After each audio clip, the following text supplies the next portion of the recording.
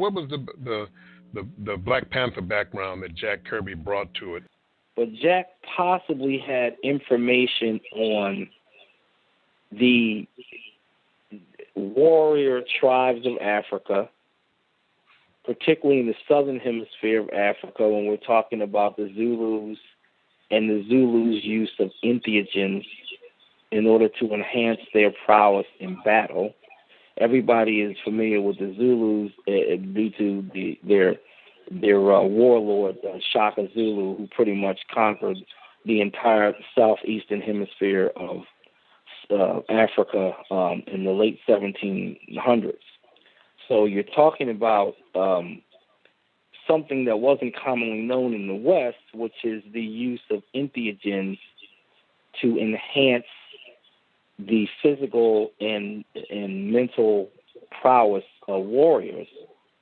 But this was something that was starting to come to the fore in American literature. If you start talking about the writings of Carlos Castaneda and him, there's a lot of talk and if you read those books, of course, you know, the Indian Brujo that is the mentor of Castaneda in these books, Don Juan, introduces Castaneda into the use of entheogens.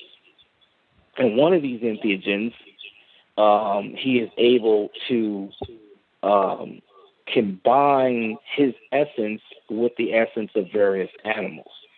Okay, so the use of entheogens to do that is something that's, as you well know, and people who study these things know, that this is a staple throughout entheogenic culture throughout the world. It's the origin of the whole myth behind the skinwalker in the Southwest with the Native American tribes of the Southwest.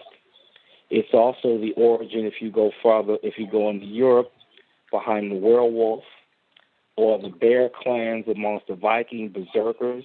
All of these things are based on entheogens. So it would be no mystery then that Africa and the entheogenic culture in Africa and the entheogenic warrior culture in Africa would also have various methodologies of doing the same thing. And so Jack, being a well-read guy, simply put that in the Black Panther comic book.